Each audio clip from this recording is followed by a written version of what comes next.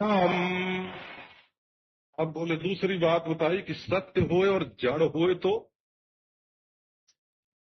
अधिष्ठान तो हो सबका। लेकिन जैसे मार्क्सवादी जगत के मूल में एक अद्वैत सत्य को स्वीकार करते हैं और उससे जगत की उत्पत्ति मानते हैं, परंतु उसको चेतन नहीं मानते हो।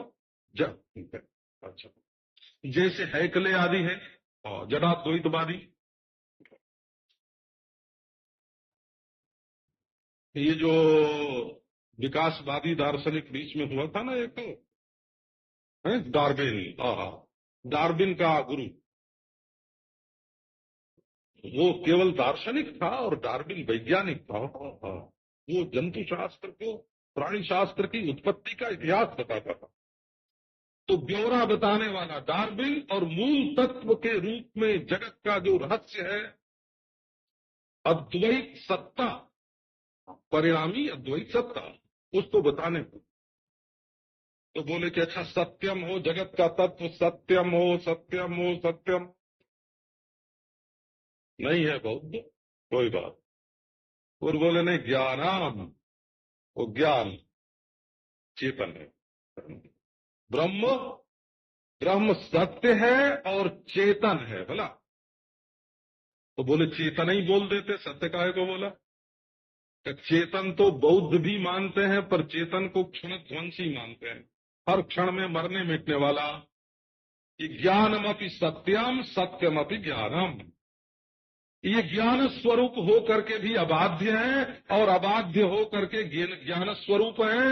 माने ये ब्रह्म भी है और प्रत्यग अभिन्न भी है, और ये प्रत्यग अभिन्न भी है और ब्रह्म भी है। देखो सत्य ज्ञानम में क्या क्या भरा हुआ है बाबा। इस पर सोचने विचारने के लिए थोड़ा समय तो निकालना चाहिए। अच्छा, और देखो ऐसा सत्य ज्ञान जो कभी बाधित न हो, अनंत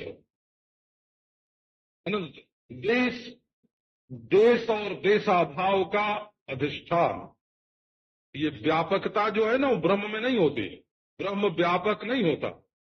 व्यापकता तो जब ब्रह्म देश में आरूढ़ होता है तब व्यापक होता है, और ब्रह्म जब काल में आरूढ़ होता है तब नित्य होता है, और ब्रह्म जब द्रव्य में आरूढ़ होता है तब सर्व होता है।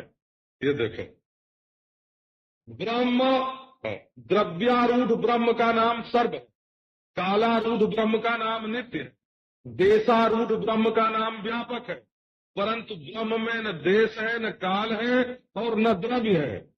इसलिए ब्रह्म में नित्यत्व, व्यापकत्व और सर्वरूपत्व अध्यारोपित है, वास्तविक नहीं है। सत्य ज्ञान अनंतम ब्रह्म। अरे तो इतना साफ विचार होने पर अब ब्रह्म का विचार तुम क्या करो। अब देखो ये पूर्व पक्षी की बात कह दी ना। अब पूर्व पक्षी कहता है जब ब्रह्म का इतना स्पष्ट निरूपण है तो उसके लिए ग्रंथ जो है वो आरंभ करने की क्या आवश्यकता है। काहे के ब्रह्मा तो ब्रह्म जिज्ञासा प्रारंभ कर रहे हो ना, विचारम पदति।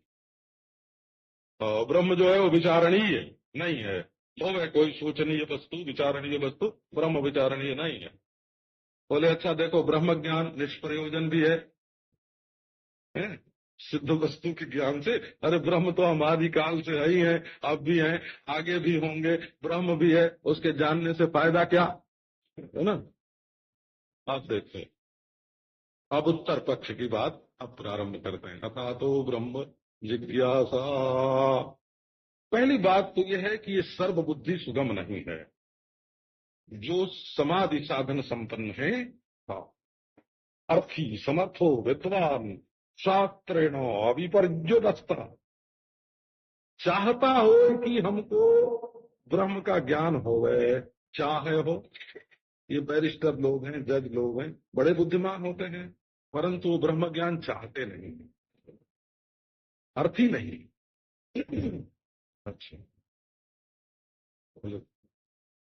लेकिन चाहे और समर्थ न हो तो समझ में ना आवे। सामर्थ्य न हो, अंतःकरण शुद्ध न हो, वासना का हो कीड़ा, पनाले का हो कीड़ा, और वो जानना चाहे ब्रह्म, तो उसको भोग की वस्तु मालूम पड़ेगी, ब्रह्म कहां से मालूम पड़ेगा। और शास्त्र से निषिद्ध न हो। अर्थी समर्थो विद्वा शास्त्र उपद्युदस्त, समर स्वामी ऐसे बोलते हैं अधिकारी कलक्ष। तो समाधि साधन संपन्न हो गए। आप लोग घबराना नहीं हो ना। आप देखो, विचार को ग्रहण करने की चेष्टा करते हो। घर द्वार अपना फर्नीचर भोग सब छोड़ के यहाँ आए, विनय से नीचे बैठे हो। इस समय न आपके मन में काम है न क्रोध है ना। और न तो कोई इंद्रिय विक्षेप है, न तो आप कर्म में संलग्न, और न तो अभिमान ही है क्योंकि नीचे बैठे हो, है न तो चित्त में कोई चंचलता है। इस समय तो आप समझने की दृष्टि से यहां बैठे हो, तो बिल्कुल अधिकारी हो।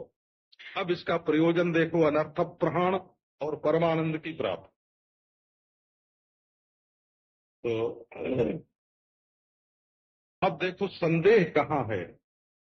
इस विषय में संदेह है, इसलिए हम विचार प्रारंभ करें।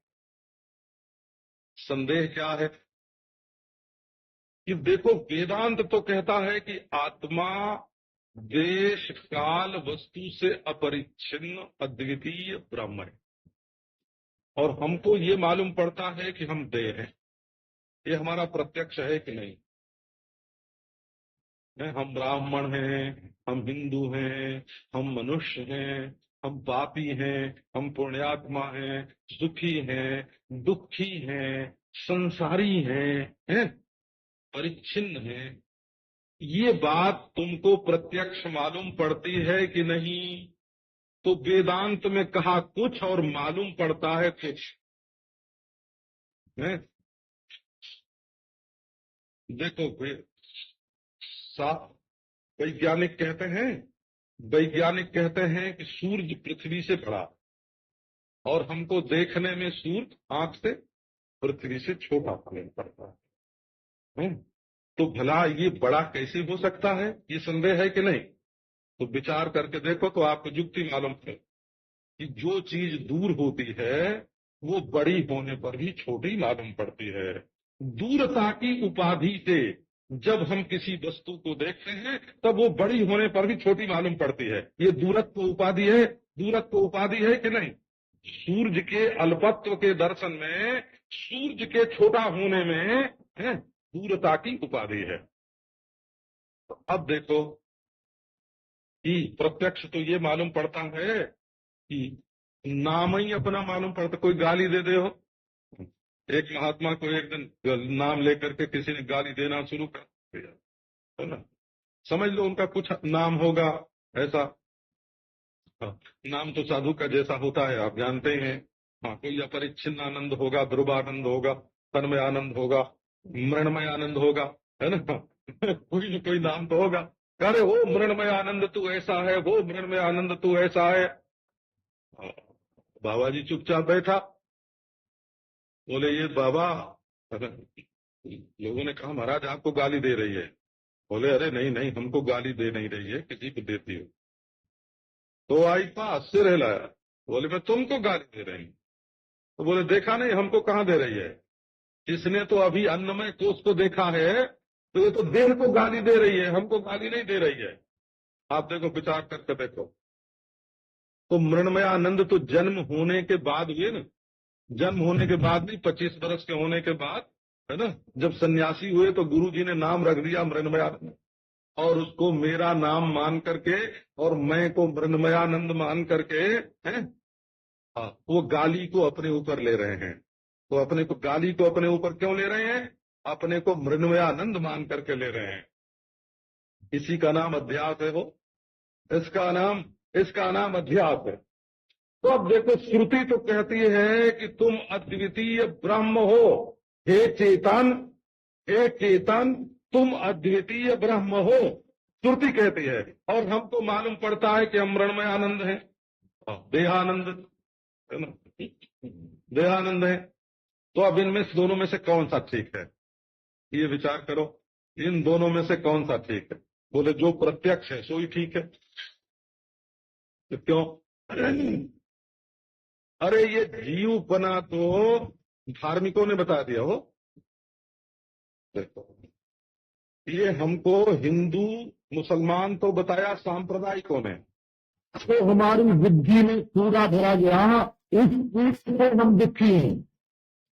तो बोलिए तो भाई प्रत्यक्ष है, तो विचार करना पड़ेगा कि ये प्रत्यक्ष थी कि जो श्रुति कहती है तो ठीक। जो अमतम मंत्र विज्ञापन विद्या से जो आत्मा है, उस आत्मा के संबंध में हमारा प्रत्यक्ष पक्का कि जो श्रुति कहती है सो पक्का। विचार तो करना पड़ेगा ना।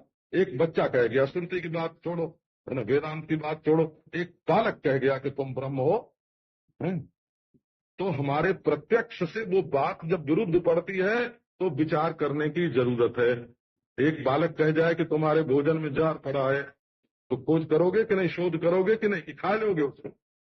हाँ, विचार करें। तो विचार की योग्यता है इसमें। क्या विचार की योग्यता है? नहीं। हाँ, देखो, पूर्व पक्षी का तो ये कहना है कि प्रत्यक्ष के विरुद्ध श्रुति प्रमाण नहीं है। हाँ। अरे पूर्व पक्षी की तो बात छोड़ो, शंकराचार्य भगवान लिखते हैं, नहीं श्रुति शतैरपि घटः पठयितुं शक्यते। 1000 वेद मंत्र अगर बोलें कि ये घड़ा नहीं है कपड़ा है, तो क्या तुम अपनी आंख पर अविश्वास करके घड़े को कपड़ा मान लोगे? तो ये तो विश्वास करने की बात नहीं है, हैं?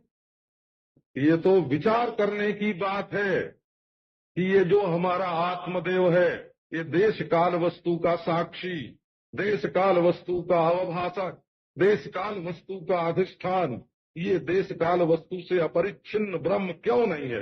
ये विचार करने की वस्तु है। तो संदेह होने से विचार करने की जरूरत है। और अध्यास तो अहम बुद्धि से सिद्ध ही है ना। जब देह प्रत्यक्ष मालूम पड़ता है, देखो ये अध्यास हमारा, ये मालूम पड़ता है कि ये किताब है और मैं किताब से अलग हूं। ये जब बात मालूम पड़ती है, तो अगर मैं ये कहने लगूं कि मैं किताब हूं, तो ये भ्रम हुआ कि नहीं हुआ? तो जब ये मालूम पड़ता है कि मैं हड्डी से, मांस से, खून से, है ना, इस देह से मैं अलग हूं, ये साफ मालूम पड़ता है, और फिर भी हम देह को मैं जाते हैं, तो नारायण जो अपने से अन्य भासता है उसी को तो मैं बोल रहे हैं। तो अध्यासो हम बुद्धि सिद्धा, अध्यास तो अहम बुद्धि से सिद्ध है। इसलिए इस अध्यास के निवारण के लिए विचार करना चाहिए। और ब्रह्म, आत्मा ब्रह्म है कि नहीं, ये श्रुति बोलती है, प्रत्यक्ष के विरुद्ध मालूम पड़ता है, इसलिए संदेह होने से भी विचार करने के योग्य है। और नारायण ब्रह्म ज्ञान से यदि तुम अपने को ब्रह्म जान जाओगे तो क्या फायदा होगा मालूम है ना? मरने का दुख नहीं होगा, जन्मने का दुख नहीं होगा, वियोग का दुख नहीं होगा, संयोग का दुख नहीं होगा, है ना, नरक जाने का दुख नहीं रहेगा, स्वर्ग में जाने की कामना नहीं रहेगी, उसका दुख नहीं होगा, है? और बारंबार जो जन्म मृत्यु का योग है उसका दुख नहीं रहेगा। तो ब्रह्म का विचार सब प्रयोजन है कि नहीं? अरे ब्रह्म के विचार से तो बड़े प्रयोजन की सिद्धि होती है, जीवन की सारी समस्या ही हल हो जाती है, सारे दुख ही दूर हो जाते हैं, तो सब प्रयोजन है। तो अध्यास भी सिद्ध है, और प्रत्यक्ष और श्रुति का विरोध हो। प्रत्यक्ष में ही मैं कुछ और मान्यता देह की कुछ, और श्रुति कुछ और अनुभव कुछ। चूंकि हमारा अनुभव श्रुति के विरुद्ध हो रहा है, और चूंकि देह में मैं बुद्धि हमारी विचार के विरुद्ध हो रही है, और चूंकि अपने को ब्रह्म जानने से संपूर्ण दुखों की निवृत्ति हो जाती है, इसलिए अथातो ब्रह्म जिज्ञासा, इसलिए ब्रह्म का विचार करना चाहिए।